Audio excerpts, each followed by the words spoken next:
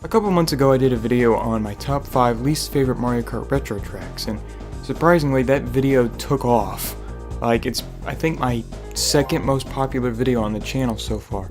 So, since a lot of people watched it, a lot of people seemed to like it, and they commented on it, I thought, why not do a video talking about my least favorite Nitro Tracks? Now, if you don't know what a Nitro Track is, it's essentially a track in its debut form, like Luigi's Mansion from Mario Kart DS is a Nitro Track in Mario Kart DS because it's brand new to that game.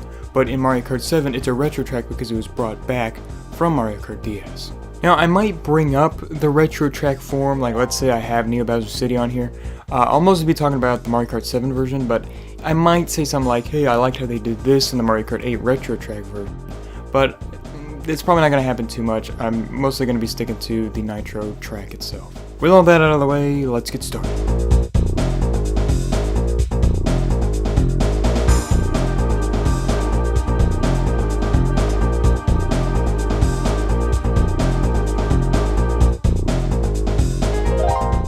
Wario Stadium for Mario Kart DS feels kind of lazy. It's just a rehash of the N64 version that cemented itself as one of the more popular tracks to come out of Mario Kart 64. And the DS isn't infested with the same limitations that the SNES and Game Boy have to suffer, so I find it kind of disappointing that Wario was given a course that bears the same name and aesthetic as one of his earlier tracks.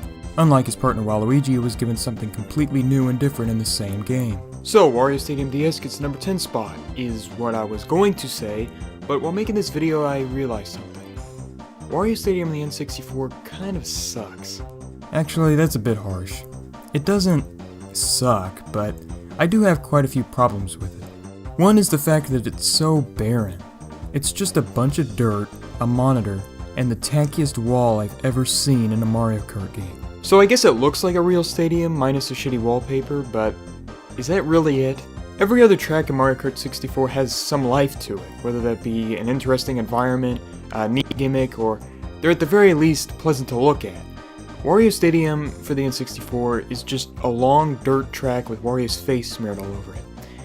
I'm sorry, but that's not very pleasant to look at. Let's take a second to look at the other muddy stadiums we have. We obviously got Wario Stadium in Mario Kart DS, but we also got Waluigi Stadium in Double Dash. Both of these tracks incorporate some obstacles to make the track a bit more interesting. An example being the giant bumps that are present in Wario Stadium in 64, but these bumps have speed boosts and fire rings along with it. They over-exaggerate the feeling of a dirt bike track, but it's okay because it's a Mario game. Wario Stadium in 64 took the concept of a dirt bike track too literally. So while I am not against Wario Stadium's creation because there's nothing truly terrible about it, these future stadiums just overshadow it. But I will give credit where credit is due.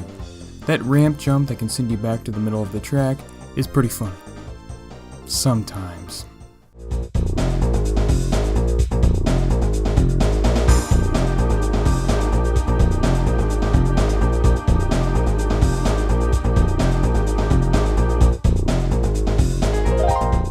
I know I just said I like the jump in Wario Stadium in 64 that can potentially send you back to the middle of the track, but Lakeside Park did it in a way that I don't like at all. Lakeside Park is the perfect example of the wrong way to send a cart back to the middle of the track. In Wario Stadium, you have to take a hit by or run into an item to fall down the hole. But in Lakeside Park, if you so much as make a wide turn, you will be sent back. What doesn't help is the awkward handling of Mario Kart Super Circuit, which is luckily nowhere near as bad as the first Mario Kart, but it can still be pretty annoying to control, especially for players who are used to playing the newer installments. Other than that completely random and annoying addition, Lakeside Park is pretty bland and forgettable.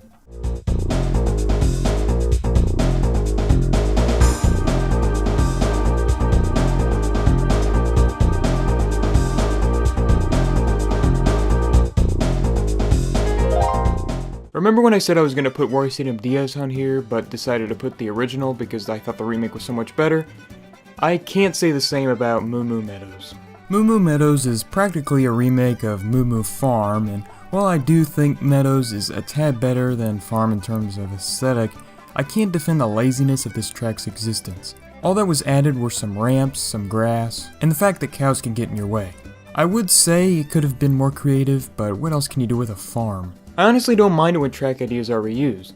Now, I know I said I don't like how Wario Stadium was a rehash of the original, but that's because Wario has a reputation of very creative and inventive stages, and I just felt it was kind of stupid whenever they gave him another Wario Stadium. The SNES and the GBA had some limitations, so they don't count, but Rainbow Road always turns out nice, and Bowser's Castle, even though we get the same kind of castle every single time, not the exact same, but, you know, the giant Bowser, they gotta have the giant Bowser, you know, they gotta have the new mechanic, but, I mean, it'd be nice if they did, like, something different, still based on Bowser, like maybe an airship, or maybe the giant tower in 3D World, you know, that would've been good for anti-gravity, and... Wait, what was I talking about again? Oh yeah, MEADOWS. Blech.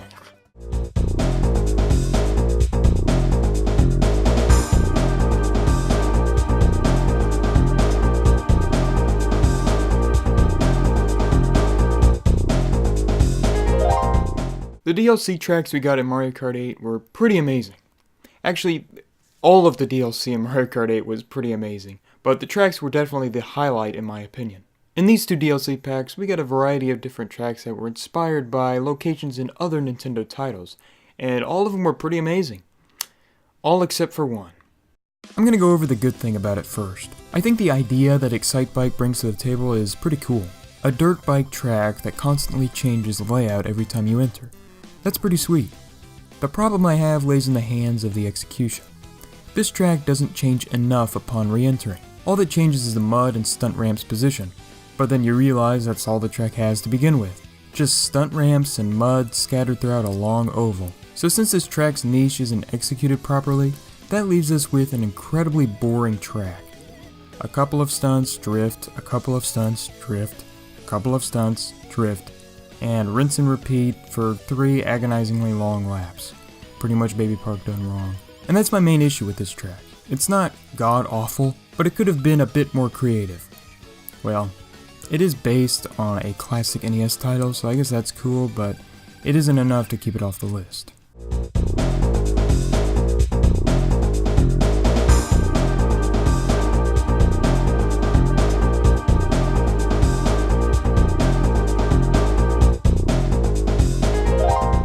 In Mario Kart 8, we were given tons of different tracks that really helped show off the new gimmick of anti-gravity. 2 examples include Mario Kart Stadium and Electrodrome.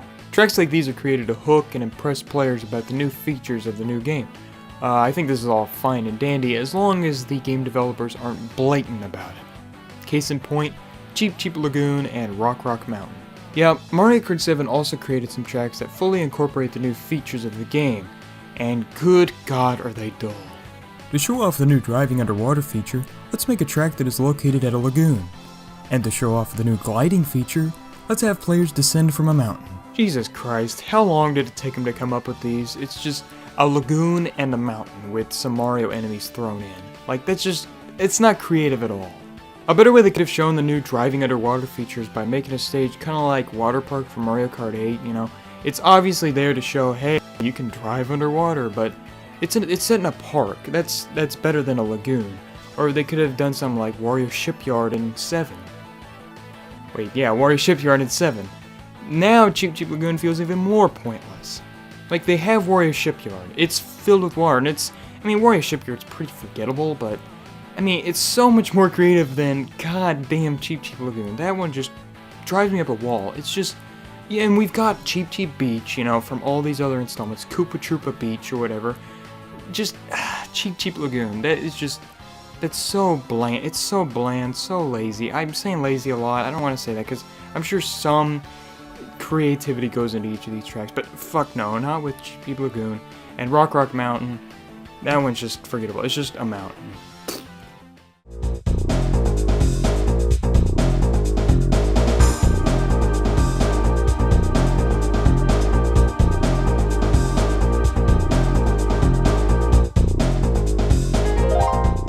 If you saw my top 5 worst Mario Kart Retro Tracks video, then this pick should not surprise you. Yoshi Falls is a bland circle with nothing creative to its name. Well, I guess the fact that it takes place at a Niagara Falls inspired location is pretty cool, but they didn't really do anything with it. You can skid across the waterfalls, and what else? Anyways, in my worst retro tracks video, I stated that I knew no one who liked Yoshi Falls, but now I can safely say that I do know many people who like Yoshi Falls. But why? If you like Yoshi Falls, tell me in the comments why you like it, because I got a lot of comments on my retro tracks video saying, I like Yoshi Falls. Alright, why the fuck do you like Yoshi Falls? I don't mean to be an ass, but, like, why? Because I think it's a complete fucking snore. It's just a giant circle, waterfall. I already told you why in 2 videos, why I don't like it. Actually, just tell me, if you like any of these tracks on this list, tell me why in the comments.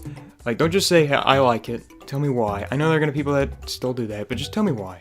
Like, I'm open to hear other people's reasons for liking a track, so, yeah, I got nothing else to say about Yoshi Falls, so just thought I'd end with that.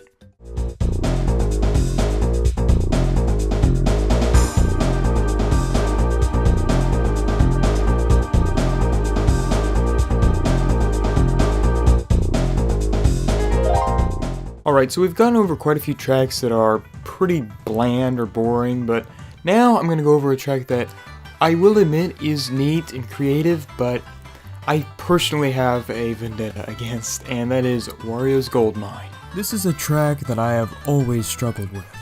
It's not a track I'd consider hard, but not one I'd consider easy either.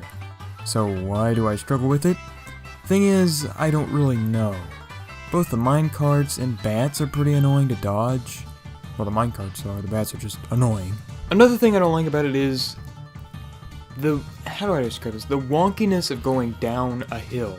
The camera always pans down too late, so you're stuck going down blind, which can lead into an item crash or something like that. There aren't many scenarios that can go wrong, but when they occur, it's not fun. Again, this track isn't bland or forgettable, it's just not fun. It's annoying. I am glad they fixed some of my complaints in the retro track version, like how the minecarts aren't hell, but that's the retro version, not the nitro version. Should WARIO'S Gold Mine be this high on my list? Probably not, but this track gave me so much trauma as a kid, I have to put it on here somewhere, and 4 seems like the perfect spot for me.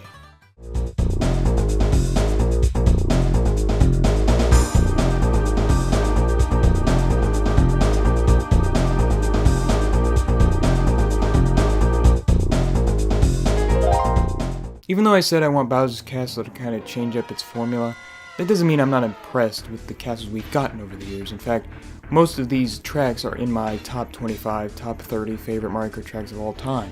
But the first couple Bowser's Castles, yeah, they weren't too great.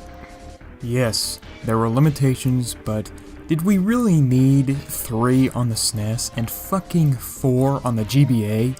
That just makes all these tracks blend in with one another. But there are 2 in particular that don't blend in. In fact, I really wish they didn't exist. Those being Bowser Castle 2 and 3 from Super Mario Kart.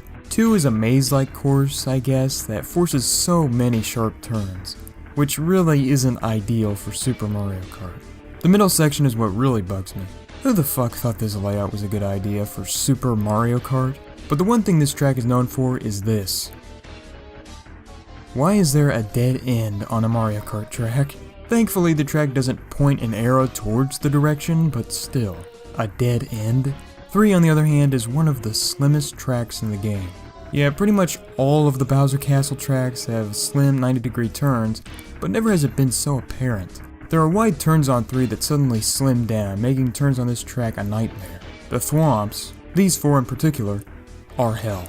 Like, they just have to hit the ground when I show up every single time. Other than that, there's nothing to really say, they're just 2 irritating tracks.